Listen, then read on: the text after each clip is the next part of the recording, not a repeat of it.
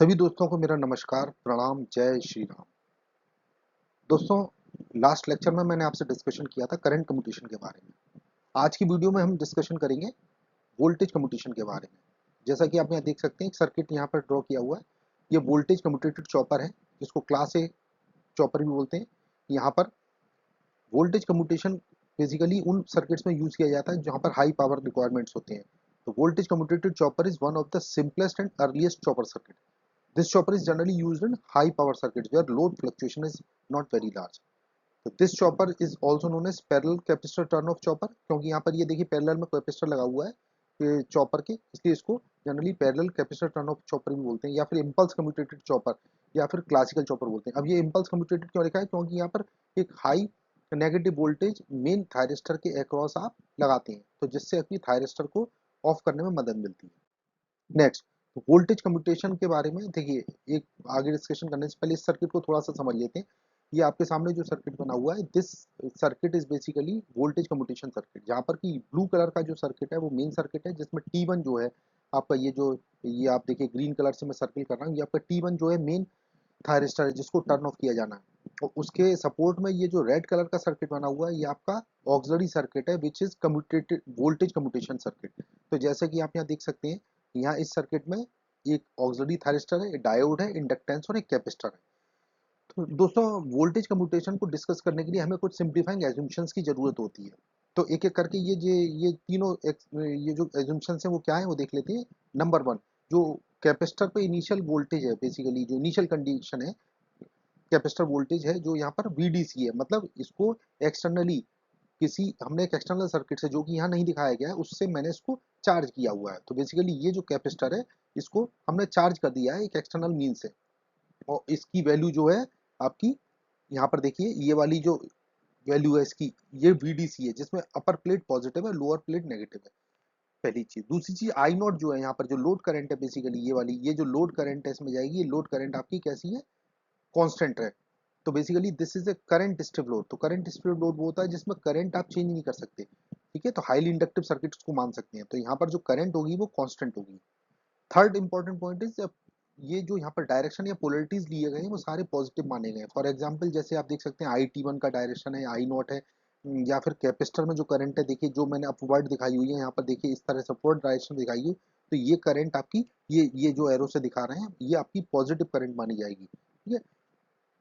तो ये कुछ एजम्पशंस हैं जो कि हमारे वोल्टेज कम्यूटेशन को एक्सप्लेन करने में मदद करते हैं, ठीक है? नेक्स्ट देखिए, अब ये जो सर्किट है, हम इस सर्किट को, जो वोल्टेज कम्यूटेशन का सर्किट को समझने के लिए आपको थोड़ा सा तीन चार स्टेप्स में इसको ब्रेक करना होगा। तो पहला स्टेप क्या है कि व्हेन T1 इज ऑन, तो जब T1 को ऑन करते हैं तो देखिए T1 मतलब T इक्वल टू जीरो पर, तो यहाँ पर देखना है, मैंने यहाँ चार वेव फॉर्म दिखाई हुई है। नंबर वन पर जो वेव फॉर्म है वो आपका गेट पल्स की वेव फॉर्म है। यहाँ पर देखिए, इसको हमने T इक्वल टू जीरो पर, मतलब ये वाला इंस्टेंट जो है यहाँ पर T इक्वल टू जीरो पर मैंने T1 को हमने ऑन कर दिया है बेसिकली। तो मैं जब T1 को ऑन करता हूँ तो उस केस में क्या होगा, ये कैपेसिटर पे, चूंकि ये अपर पोलरिटी पॉजिटिव है, तो ये डायरेक्ट डायोड के इस साइड पे आ जाएगी, यहाँ पर इस ये पर्टिकुलर इस पॉइंट पे। तो डायोड आपका बेसिकली क्या होगा, फॉरवर्ड वाइज हो जाएगा, तो क्लोज हो जाएगा। लेकिन ये जो आपका ऑक्सिलरी थायरिस्टर है, ये आपका रिवर्स वाइज रहेगा, क्योंकि कैपेसिटर की पोलरिटी की वजह से ये रिवर्स वाइज हो जाएगा, तो ये ओपन पाथ हो जाएगा।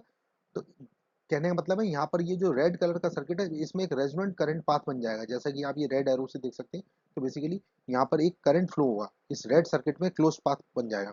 अब ये जो मेन थायरिस्टर है, इसमें देखिए ये करंट जो होगी बेसिकली, वो करंट आई नॉट है, उसके साथ इसमें एक करंट और फ्लो करेगी जो कैपेसिटर में जो करंट है। अब कैपेसिटर करंट क्या है, जैसा कि हम लास्ट लेक्चर में डिस्कस कर चुके हैं, कैपेसिटर करंट जो होता है LC सर्किट में, जब हम स्विच को ऑफ ऑन करते हैं, मैंने दो तीन केस समझाए थे लास्ट टू लास्ट अपनी क्लास में, कि जहाँ पर जो चॉपर के जो कम्यूटेशन का बेसिक मैंने आपको समझाए थे, उसमें बताया था, जब LC सर्किट होता है, अगर आप उसका स्विच ऑन कर दें तो उसमें इनिशियल कंडीशन के हिसाब से हम अपनी कंडीशन कैपेसिटर करंट कैलकुलेट करते थे। तो IC equal to VDC under root C by L sine omega naught T, इस तरह की कंडीशन आती है। तो ये एक साइन ओमेगा नॉट टी, मतलब साइनसॉइडल वेव होगी। तो इस जो रेड सर्किट में जो रेड एरो से जो करंट दिखाई गई है, वो आपकी कैसी है, साइनसॉइडल करंट है। दूसरा, IT1 क्या है? IT1 जैसा मैंने आपको बताया, जब ये सर्किट ऑन हो जाएगा तो उस केस में थायरिस्टर, जो आपका T1 जो थायरिस्टर है, उसमें दो करंट फ्लो करेंगे। एक तो ये लोड करंट है जो कि कांस्टेंट है, दूसरी आपकी जो कैपेसिटर करंट है जो कि साइनसॉइडल वेरिंग करंट है। ओके, तो these are two current which are flowing in main thyristor. तो यहाँ पर हमने ये वेव फॉर्म में दिखाया, देखिए यहाँ पर वेव फॉर्म जो बनी हुई है वो चार वेव फॉर्म्स बनी हुई है। नंबर वन पर जो गेट पल्स की वेव फॉर्म दिखाई गई है और उसमें टाइम स्टैंपिंग की गई है। देखिए दोस्तों, यहाँ पर मैंने ये देखिए इनको सर्कल कर रहा हूँ, ये T1 टाइम है, ये आगे मैं यूज करूंगा, इनको एक्सप्लेन करूंगा। ये T2 टाइम है, T3 और T4, ये थोड़ा सा समझने के लिए है। तो T1 और T2, T3 T4, तो इस तरीके से आप इसको गेट पल्स को अप्लाई करेंगे। तो सेकंड वेव फॉर्म जो है आपकी लोड करंट की है, वो भी लोड करंट की जो वेव फॉर्म है वो कांस्टेंट करंट है। ठीक है, तो लोड करंट हमेशा कांस्टेंट ली जाएगी। जैसे मैंने आपको बताया करंट स्टेप लोड है तो यहाँ पर लोड करंट कांस्टेंट रहेगी। थर्ड वेव फॉर्म आप यहाँ देख रहे हैं, ये कैपेसिटर करंट की वेव फॉर्म है, जिससे मैंने आपको बताया साइनसॉइडल वेव फॉर्म है। ठीक है, तो इसको मैं भी एक एक करके आगे एक्सप्लेन करूंगा। और ये फोर्थ नंबर पे जो वेव फॉर्म देख रहे हैं वो मेन थायरिस्टर में जो करंट है IT1, उसको यहाँ पर शो किया गया है। नेक्स्ट देखिए, ये T1 के बाद, अब देखिए T1 से पहले तक क्या होता है, जो थायरिस्टर था आपका वो ऑन था। ठीक है, तो उसमें जो करंट फ्लो हो रही थी आपकी T1 जो करंट थी वो आपकी T1 से पहले तक जो उसमें दो करंट फ्लो हो रही थी। अब T1 के बाद क्या होगा, जब करंट पॉजिटिव से नेगेटिव होने की कोशिश करेगी तो डायोड ऑफ हो जाएगा। तो यहाँ पर देखिए ये डायोड ऑफ हो गया क्योंकि वहां पर करंट आपकी नेगेटिव हो रही है। ठीक है, जब करंट नेगेटिव होगी क्योंकि साइनसॉइडल वेव है, वो पाई मतलब T1 टाइम के बाद वो आपकी जब जीरो हो जाएगा तो T1 के बाद करंट नेगेटिव होना शुरू होगी, तो उस समय ये डायोड उसको अलाउ नहीं करेगा। तो बेसिकली डायोड ऑफ हो जाएगा। तो डायोड ऑफ होने से क्या हुआ कि कैपेसिटर की करंट अब जीरो हो जाएगी क्योंकि कैपेसिटर करंट के लिए कोई क्लोज पाथ नहीं मिल रहा है। तो अब ये मेन थायरिस्टर में जो करंट होगी, जैसा कि आप देखें यहाँ पर मेन थायरिस्टर में जो करंट होगी वो अब केवल आई नॉट रह जाएगी। तो यहाँ पर जो इंपॉर्टेंट चीज समझने की ये देखिए, ये जो आपका थर्ड वेव फॉर्म देखिए जिसको मैंने डबल टिक किया है, ये वाला जो वेव फॉर्म है आपका जो करंट आईसी जो कैपेसिटर करंट का जो वेव फॉर्म है, ये आपका साइनसॉइडल वेव है। जैसे आप देख सकते हैं, देखिए ये साइनसॉइडल वेव है जो कि यहाँ T1 तक है। ठीक है, तो T1 की वैल्यू क्या होगी, 0 से T1 के बीच में आप इसको रख सकते हैं omega T not is equal to pi, omega T not is equal to pi. तो टी नॉट की value, sorry T1, omega T1 is equal to pi, तो T1 is equal to pi upon omega not. तो ये जो यहाँ से यहाँ तक का डिस्टेंस है, ये आपका टाइम पीरियड आप सेकंड्स में कैलकुलेट कर सकते हैं। First thing. दूसरी थिंग, जैसे मैंने आपको बताया कि T1 के बाद ये करंट नेगेटिव होना शुरू होगी तो डायोड अलाउ नहीं करेगा, तो डायोड ऑफ हो जाएगा, तो ये करंट का पाथ ब्रेक हो जाएगा। ठीक है, करंट का पाथ ब्रेक होने से क्या होगा, कैपेसिटर की करंट जीरो हो जाएगी। अब यहाँ पर कैपेसिटर में जो करंट है वो जीरो हो जाएगी। तो उसके बाद ये मेन थायरिस्टर में जो करंट रह जाएगी वो केवल आई नॉट रह जाएगी। तो यहाँ पर देखिए मेन थायरिस्टर में पहले करंट कितनी थी, जो दोनों करंट का सम था, तो एक जो ये कैपेसिटर की करंट थी जो कि साइन वेव थी, और एक कांस्टेंट करंट आई नॉट थी। तो आई नॉट प्लस आईसी थी, जिसमें से आईसी अब जीरो हो चुकी है। तो T1 के बाद ये देखिए यहाँ पर T1 के बाद ये करंट आपका ये जो है केवल वो आई नॉट करंट रह गया है। देखिए ये वाला करंट आई नॉट रह गया है। ठीक है, तो IC is equal to zero and IT1 is equal to I naught, यहाँ पर ये यहाँ पर मेंशन किया हुआ है। ठीक है, नेक्स्ट देखते हैं। अब टीए को ऑन करते हैं। अब देखिए टीए को ऑन करने का मतलब है, यहाँ पर देखिए T2, ये जो T2 इंस्टेंट है दोस्तों, ये इंपॉर्टेंट इंस्टेंट है क्योंकि यहाँ पर अब हमने T2 को फायर किया है, T2 को ऑन किया है। ठीक, अब यहाँ जब T2 को ऑन करेंगे तो क्या होगा, यहाँ पर जो इंपॉर्टेंट चीज समझने की है कि डायोड तो ऑफ हो चुका है। जब मैं T2 को ऑन करूंगा तो बेसिकली जो मेन जो थायरिस्टर है आपका वो करंट फ्लो कर रही थी। जब ऑक्सीजन थायरिस्टर को जब आप T2 पर ऑन करेंगे, इस पर्टिकुलर इंस्टेंट पे जब ऑन करेंगे, तो उससे क्या होगा, ये थायरिस्टर शॉर्ट सर्किट हो जाएगा। तो अब कैपेसिटर पर जो पूरा वोल्टेज था जो कि मैंने VDC तक चार्ज किया था, बेसिकली ये पूरा वोल्टेज अब थायरिस्टर के, ये मेन थायरिस्टर के अक्रॉस अप्लाई हो जाएगा। ओके, तो मेन थायरिस्टर के अक्रॉस जब अप्लाई होगा तो क्योंकि ये पोलरिटी प्लस थी, अपर पोलरिटी, और नीचे वाली पोलरिटी नेगेटिव थी, तो ये पोलरिटी आपकी इस थायरिस्टर के अक्रॉस आ जाएगी T1, तो जो कि रिवर्स बायस हो जाएगा, तो ये थायरिस्टर आपका ऑफ हो जाएगा। तो यहाँ पर ये सर्किट ब्रेक हो जाएगा। तो उस केस में क्या होगा, ये वाला जो करंट है, अब ये जो ऑक्सीजन थायरिस्टर से जो करंट जा रहा था वो अब आई नॉट हो जाएगा क्योंकि ये पहले मेन थायरिस्टर के थ्रू फ्लो हो रहा था।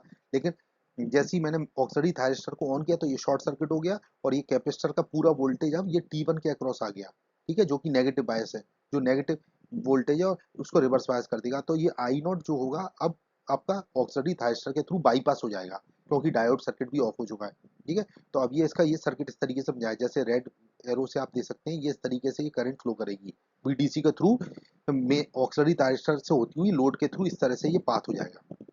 ओके, तो V नॉट क्या होगा यहाँ पे दोस्तों, यहाँ देखिए ये जो V नॉट है, जैसे आप यहाँ KVL अप्लाई करेंगे तो V नॉट क्या होगा, VDC माइनस VAB के बराबर होगा, जिसमें VDC कांस्टेंट है और VDC आपका कांस्टेंट और VAB क्या है आपका वेरिएबल है, ठीक है। तो अब VAB यहाँ पर क्या है, वोल्टेज है कैपेसिटर के अक्रॉस, कैपेसिटर के अक्रॉस वोल्टेज है। अब वो कैपेसिटर में जो मैंने आपको थोड़ी देर पहले बताया था, कैपेसिटर में जो करंट थी वो साइनसॉइडल वेव थी, जैसे यहाँ पर भी देख रहे हैं आप, कैपेसिटर की जो करंट है साइन वेव है, तो कैपेसिटर का वोल्टेज ऑब्वियसली कोसाइन वेव होगा, ठीक है, कॉस वेव होगी, ठीक है। तो ये देखिए, अब ये मैंने चारों सर्किट को एक साथ यहाँ पर प्लेस करके आपको दिखाया है। देखिए ये जो मेन सर्किट है उसके 3 फेजेस हैं। जब T1 ऑन होगा, T इक्वल टू 0 पर, मैंने आपको कंडीशन समझाई, फिर T1 के बाद क्या हो रहा है, उस कंडीशन में ये डायोड ऑफ हो चुका है, ठीक है। तो अभी मेन थायरिस्टर में करंट चल रही है, और जो T2 के बाद जब मैंने ऑक्सिलरी थायरिस्टर को ऑन कर दिया तो उस समय क्या कंडीशन होगी वो भी मैंने आपको क्लियर की है, जिसमें output voltage VDC minus VAB के बराबर है। नेक्स्ट देखते हैं, ये जो मैंने आपको वेव फॉर्म समझाई दोस्तों, ये जो वेव फॉर्म थी इसमें 4 वेव फॉर्म्स आपकी बनी हुई हैं, ठीक है। पहली जो आपकी गेट पल्स की वेव फॉर्म है, सेकंड नंबर पे लोड करंट का आउटपुट है, मतलब लोड करंट तो कांस्टेंट रहेगी, सिंपल है, इसमें कोई कोई ऐसा कोई कॉम्प्लिकेटेड नहीं है। तो आई नॉट की वैल्यू हमेशा कैपिटल आई नॉट के बराबर होगी, which is constant current. Third जो आपका वेव फॉर्म है, विच इज कैपेसिटर करंट, ठीक है। तो कैपेसिटर करंट के फॉर्मूले से हमने देखा था कि साइन वेव थी, और T1 तक, यहाँ इस पॉइंट तक, ये T1 तक ये करंट फ्लो है। T1 के बाद ये नेगेटिव होगी तो डायोड ऑफ हो गया था, तो ये 0 से T1 तक अगर हम निकालेंगे तो पाई अपॉन ओमेगा नॉट, तो ये इतना आपका इसका टाइम पीरियड हो गया, ठीक है। अब जो T2 है, अब देखिए T2 क्या होगा, तो उस T2 के बाद हम देखते हैं अभी यहाँ T2 जैसी आपने ऑक्सिलरी थायरिस्टर को आपने जैसी ऑन किया था, तो उससे क्या हुआ था, कैपेसिटर की करंट अपोजिट हो गई थी, क्योंकि उसका पाथ बदल गया था।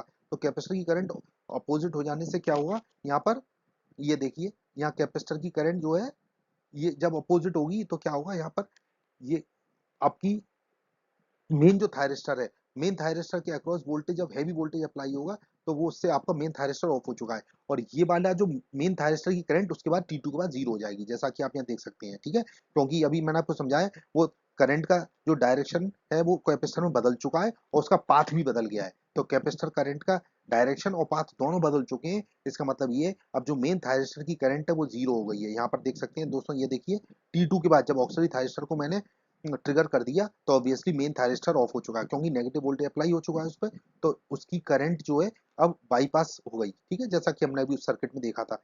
अब रही बात कैपेसिटर वोल्टेज की, जैसे कि आप यहाँ देख रहे हैं, देखिए ये वेवफॉर्म मैंने आपको दिखाई कैपेसिटर वोल्टेज की। तो कैपेसिटर वोल्टेज जो है, आपको मैंने समझाया कि जब 0 से T1 के बीच में, देखिए कैपेसिटर करंट का वेवफॉर्म अगर आप देखेंगे तो कैपेसिटर करंट का वेवफॉर्म साइन वेव है, तो ऑब्वियसली कैपेसिटर वोल्टेज का वेवफॉर्म कोसाइन वेव होगा। तो 0 से T1 के बीच में ये साइन वेव है, तो उस समय ये आपका कैपेसिटर वोल्टेज कोसाइन वेव होगा, जैसा कि हम यहाँ देख सकते हैं। देखिए ये 0 से T1 के बीच में, ये देखिए मैं ग्रीन कलर से इसको सर्किल कर रहा हूँ, तो ये बेसिकली आपका क्या है, ये आपका कोसाइन वेव है, तो कोसाइन का ये हाफ साइकिल कंप्लीट हुआ। तो यहाँ पर कितना था, हमने शुरुआत में उसको वोल्टेज जो दिया था वो प्लस डी बीडीसी था, initially capacitor is charge two plus BDC. लेकिन अब यहाँ पर करंट जो क्या है वो 0 से धीरे धीरे बढ़ी, फिर ये T1 पे 0 हो गई, तो इस समय कोसाइन वेव क्या होगी, जब साइन की वैल्यू मैक्सिमम होगी तो कोसाइन की वैल्यू 0 होगी। तो यहाँ पर देखिए, ये इस पर्टिकुलर पॉइंट पे यहाँ पर जब पीक वैल्यू है इसकी साइन की, तो उस समय कोसाइन की वैल्यू मतलब T1/2 पर कोसाइन यहाँ पर ये 0 हो चुका है। और जब पाई आएगा तो मतलब T1 पर क्या हो रहा है, T1 पर इस पॉइंट पर देखिए, ये वाला ये देखिए, ये मैंने सर्किल कर रहा हूँ, इस पॉइंट पर आके ये वैल्यू प्लस बीडीसी से माइनस बीडीसी हो जाएगी। तो ये साइन वेव का आपका ये जो है कर्व था करंट के लिए, और कोसाइन वेव का कर्व जो है वो आपका कैपेसिटर वोल्टेज के लिए। अब जैसी आपने T2 को, जब उसके थ्रू जब करंट रिवर्स हो गई, तो उस समय केस में क्या होगा, ये उसके अक्रॉस जो करंट 0 हो गई, तो उसमें वोल्टेज उसका मेंटेन हो जाएगा। अब यहाँ इंपॉर्टेंट जो चीज है वो ये है कि यहाँ पर उसका कैपेसिटर का जो वोल्टेज है वो कांस्टेंट हो जाएगा, ठीक है। तो क्योंकि कैपेसिटर एक वोल्टेज स्टेबल एलिमेंट है, कैपेसिटर में वोल्टेज अचानक चेंज नहीं कर सकते, तो वोल्टेज कैपेसिटर के अक्रॉस जो होगा वो नेगेटिव बीसी बीडीसी पे आके मेंटेन हो जाएगा, ठीक है। तो T1 से आगे जो वोल्टेज है वो आपका इसका बीडीसी माइनस पे मेंटेन करेगा, ठीक। अब ये तो आपका कैपेसिटर का वोल्टेज रहा। अब ठीक है, यहाँ पर देखिए, ये ये वाला देखिए IT1P, बेसिकली IT1P का मतलब है जो मेन थायरिस्टर में जो पीक करंट है वो कितनी होगी। तो जैसा मैंने आपको बताया था कि मेन थायरिस्टर में दो करंट फ्लो कर रही थी शुरुआत में, एक तो लोड करंट थी, दूसरी आपकी कैपेसिटर करंट थी, जिसका की पी वैल्यू VDC/C/L थी। तो ऑब्वियसली जो IT1 मतलब जो मेन थायरिस्टर के थ्रू जो मैक्सिमम पीक करंट होगी वो I0 plus VDC under root C by L के बराबर होगी। इसी तरह ऑक्सीडेटिव थायरिस्टर के थ्रू जो पीक करंट होगी वो I नॉट के बराबर होगी, जैसा कि मैंने वेव फॉर्म्स में बताया आपको। तो अब आपका अगर टीसी को निकालना है, कैलकुलेट करना है, अगर आपको टीसी मतलब जो सर्किट टर्न ऑफ टाइम निकालना है T1 के लिए, ठीक है, तो आप उसमें ट्राइंगल में देखेंगे, जैसे कि मैंने आपको वोल्टेज कम्यूटेशन में भी समझाया था, same expression you are getting here also, means TC is equal to C into VDC upon I naught. और एवरेज आउटपुट वोल्टेज जो आएगा इस केस में, क्योंकि एवरेज आउटपुट वोल्टेज जैसे मैंने आपको बताया कि वहां पर पीक आ गया था, तो वहां पर एवरेज आउटपुट वोल्टेज होगा VDC upon T into T on plus C into two VDC upon I not. तो यहाँ पर ये जो चीज है वो आपका एवरेज वोल्टेज को बढ़ा देती है, ठीक है। तो टाइप ए चॉपर में जैसे हमने पहले बताया था पिछले लेक्चर्स में, मैंने डिस्कशन किया था, जो टाइप ए चॉपर जो होती है उनमें जो आउटपुट वोल्टेज है VDC into T on upon T, ठीक है, ड्यू टू साइकिल के बेसिस पे हम समझ सकते हैं उसको, हमने उनको लास्ट लेक्चर्स में पहले ही डिस्कस किया है। तो उसी को रेफरेंस लेते हुए अब यहाँ पर आप देख सकते हैं कि जो आउटपुट वोल्टेज है यहाँ पर इस केस में उसका इफेक्टिव टाइम पीरियड बढ़ गया है, क्योंकि टी ऑन डैश हो गया ये, ठीक है, क्योंकि यहाँ पर एक्स्ट्रा टर्म एक ऐड हुई। तो ये basically T on dash is known as the effective turn on time. तो T on dash is equal to T on plus C into two VDC upon I not. तो अब यहाँ पर एक इंपॉर्टेंट चीज ये है, जो रिमार्क वो ये है कि मेन SCR जो होता है उसको आपको कम से कम एक मिनिमम पीरियड के लिए उसको टर्न ऑन रखना पड़ेगा, जब तक कि IC अपना एक पूरा मतलब आधा साइकिल कंप्लीट ना करे। जैसा कि हमने देखा था कि 0 से T1 के बीच में, ठीक है, करंट जो है 0 से मैक्सिमम पीक वैल्यू पे होती हुई इस तरीके से, देखिए ये इस तरीके से यहाँ पे आई थी ना करंट 0 से T1 के बीच में, ये करंट का पीक था VDC under root C by L। तो ये एटलीस्ट 0 से T1 के बीच में इतना ये करंट आपका मतलब हाफ साइकिल कंप्लीट होना चाहिए। तो यहाँ पर वही लिखा गया है, मेन SCR जो है, main SCR should be on for a minimum period till IC to complete half cycle, that is pi upon omega naught is equal to pi under root LC। तो ये हम पहले ही इसमें डिस्कस कर चुके हैं, ठीक है। तो यहाँ पर देखिए ये जो यहाँ डायग्राम बनाया गया है, यहाँ पर ये इस डायग्राम से साफ मालूम हो रहा है कि यहाँ पर ये जो आपका जो कैपेसिटर के अक्रॉस जो वोल्टेज है पहले कोसाइन वेव के रूप में कन्वर्ट हुआ, ठीक है, माइनस VDC हो गया। अब जैसे ही आपका ये करंट जीरो हुआ कैपेसिटर में, तो ये इसने अपना वोल्टेज मेंटेन करके रखा माइनस VDC तक। और यहाँ पर ये इंस्टेंट जो है जिसको मैं एरो कर रहा हूँ, ये T2 इंस्टेंट है, यहाँ पर ऑक्सीडेटिव थायरिस्टर को हमने ट्रिगर कर दिया। तो ऑक्सीडेटिव थायरिस्टर को ट्रिगर करने से क्या हुआ था, हमारा जो नेगेटिव वोल्टेज था, जो कैपेसिटर का जो नेगेटिव वोल्टेज था, जो एक लार्ज वोल्टेज था, वो आपका मेन थायरिस्टर के अक्रॉस अप्लाई हो गया, जिससे कि वो मेन थायरिस्टर ऑफ हो गया। तो इसके आगे क्या है दोस्तों, इसके आगे क्या है, ये देखिए ये वाला जो स्ट्रेट लाइन दिखाया है इसका मतलब है वो आपका जो वोल्टेज है अब वो लीनियरली वेरी करेगा, कैपेसिटर के अक्रॉस जो वोल्टेज है वो लीनियरली वेरी करेगा, क्योंकि उसमें करंट कांस्टेंट हो गई है, ठीक है। तो यहाँ पर अब देखिए वोल्टेज जो है आपका ये जो VT1 है, VT1 कौन सा मतलब मेन जो थायरिस्टर है, मेन थायरिस्टर के अक्रॉस जो वोल्टेज था वो जीरो था जब तक कि मेन थायरिस्टर आपका कंडक्ट कर रहा था, ठीक है। जैसे ही मेन थायरिस्टर ऑफ होगा तो उसके अक्रॉस वोल्टेज कितना आ गया, अभी मैंने आपको समझाया था, मेन थायरिस्टर के अक्रॉस वोल्टेज जो आया था माइनस VDC हो गया था, ठीक है। तो यहाँ पर आप देख सकते हैं, देखिए इसमें ये वाला जो ये यहाँ पर जो वैल्यू है वो आपकी ये माइनस VDC के बराबर है, ठीक है। तो ये माइनस VDC के बराबर है। अब ये वैल्यू धीरे धीरे ये माइनस से ये धीरे धीरे प्लस होगी नेक्स्ट साइकिल तक, ठीक है। तो ये आपका जो वैल्यू है आपका ये लीनियरली यहाँ पर बढ़ेगा, यहाँ माइनस से लेके प्लस तक, तो उसके बाद ये नेक्स्ट साइकिल शुरू हो जाएगा। और आउटपुट वोल्टेज की बात रही, तो आउटपुट वोल्टेज कैसे कैलकुलेट होगा, आउटपुट वोल्टेज मैंने आपको समझाया, जब आपका जो आपका सर्किट ऑन है, ठीक है, 0 से T2 तक ये आपका, तो यहाँ पर जो है 0 से T2 तक जब सर्किट ऑन था, मेन थायरिस्टर ऑन था, तो उसके अक्रॉस वोल्टेज जो था आउटपुट वोल्टेज वो VDC था। अब जैसे ही मेन थायरिस्टर ऑफ हो गया तो आउटपुट पे वोल्टेज जो था वो क्या होगा, VDC प्लस VDC, क्योंकि आप दो वोल्टेज को माइनस कर रहे हैं, ठीक है, हमने जैसा आपको बताया था। तो ये इस पॉइंट पर आपका क्या होगा T2, ये जो T2 जो कर्व है इस पॉइंट पर आपका ये वोल्टेज में और ऐड हो जाएगा, तो बेसिकली ये 2 VDC हो जाएगा। तो कुल मिला के जो है आउटपुट वोल्टेज एट T2 जो होगा वो 2 VDC के बराबर होगा, ठीक है। उसके बाद फिर आगे अगर आप देखेंगे तो ये आपका जो वोल्टेज है वो नीचे ये डाउनफॉल करेगा, क्योंकि यहाँ पर ये मेन थायरिस्टर के अक्रॉस जो वोल्टेज है लीनियरली इंक्रीज कर रहा है, ये देख सकते हैं। तो आउटपुट वोल्टेज लीनियरली डिक्रीज करेगा, ठीक है। तो यहाँ पर ये आपका देखिए ट्राइंगल बनना है, इस ट्राइंगल का यूज करेंगे। अब यहाँ पर जो स्लोप है ये दोस्तों, ये पिछले लेक्चर्स में भी हमने डिस्कस किया है, ये स्लोप जो होता है आई नॉट अपॉन सी के बराबर होता है, ठीक है। ये कई बार मैंने पिछले लेक्चर्स में भी डिस्कस किया है। तो स्लोप की वैल्यू जो होती है आई नॉट अपॉन सी के बराबर होती है। तो ये ट्राइंगल PQR में अगर ये देखिए आप यहाँ ट्राइंगल PQR अगर आप देखते हैं तो यहाँ पर I not upon C equal to 2 VDC upon T4 minus T2, ठीक है। तो ये T4 ये ये वाला जो पोर्शन था वो आपका क्या था, देखिए ये मैं इसको यहाँ रब कर देता हूँ, आपको समझा देता हूँ। ये वाला जो पोर्शन था, ये वाला जो पोर्शन था वो T2 था, और ये वाला जो पोर्शन है वो T4 है, ये वाला पॉइंट R पॉइंट है।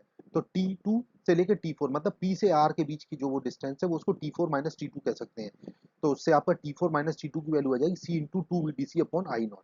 ठीक है, नेक्स्ट देखिए, अब एक एग्जाम्पल की मदद से इसको समझ सकते हैं। ठीक है, एक एग्जाम्पल से और क्लियर हो जाएगा आपको कि वोल्टेज कम्यूटेशन किस तरीके से हम उसको एनालिसिस करते हैं।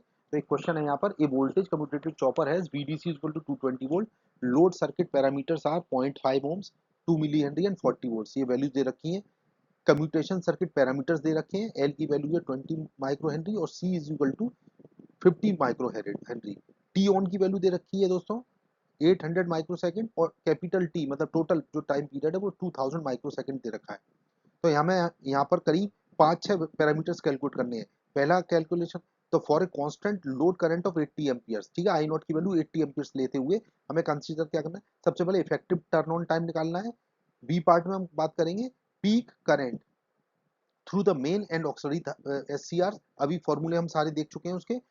सी पार्ट में हम बात करेंगे turn off time for T1 and TA, मतलब मेन और ऑक्सिलरी थाइस्टर दोनों के लिए हम टर्न ऑफ टाइम कैलकुलेट करेंगे।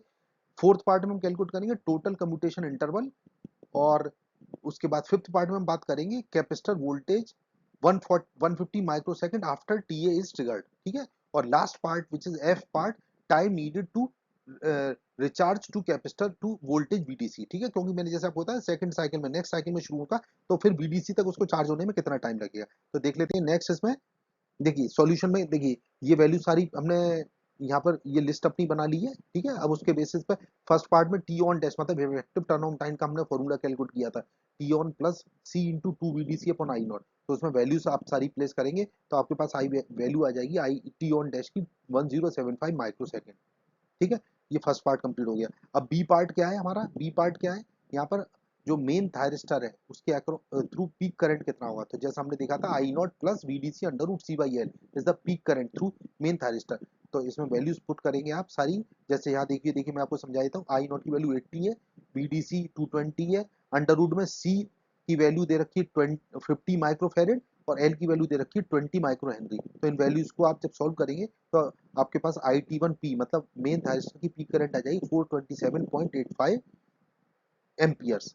इसी तरीके से ऑक्सिलरी थायरिस्टर के थ्रू जो आपकी पीक करंट है वो आपकी आई नॉट होती है, जैसा कि मैंने आपको बताया जो हमने वेवफॉर्म देखी थी उसमें आई नॉट। तो I not is simply given in this problem is 8 amperes.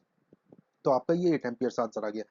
अब सी पार्ट देखते हैं जिसमें हमने सर्किट टर्न ऑन टाइम पूछा था T1 के लिए, तो जिसका फॉर्मूला हम होता है हमने कैलकुलेट किया है C into VDC upon I not, तो विच इज 50 इंटू 220 अपॉन 80, मतलब ये सारी वैल्यू प्लेस कर दीजिए। तो आपका यहाँ पर जो हो जाएगा ये वैल्यू आ जाएगी 137.5 माइक्रो सेकेंड। तो ये आपकी TC आ गया। ठीक है, ये TC होता है दोस्तों। ये जो मैंने आपको ऑक्सिलरी थायरिस्टर का वेवफॉर्म मानी बनाता है, तो यहाँ पर ऑक्सिलरी थायरिस्टर का वेवफॉर्म दिखाया गया है। ठीक है, ऑक्सिलरी थायरिस्टर की वेवफॉर्म जो होगी वो आपका जो आपका ऑक्सिलरी थायरिस्टर का जो हमने शुरू में बताया था आपको, वेवफॉर्म इस तरीके से होता है, इस तरीके से होता है ना। ठीक है, ये इस तरीके से, ठीक, तो उसका कॉम्प्लीमेंट्री होगा। तो ये आपका VTA है, ऑक्सिलरी थायरिस्टर की जो वेवफॉर्म है वो इस तरीके से आएगी। ये कोसाइन वेव है।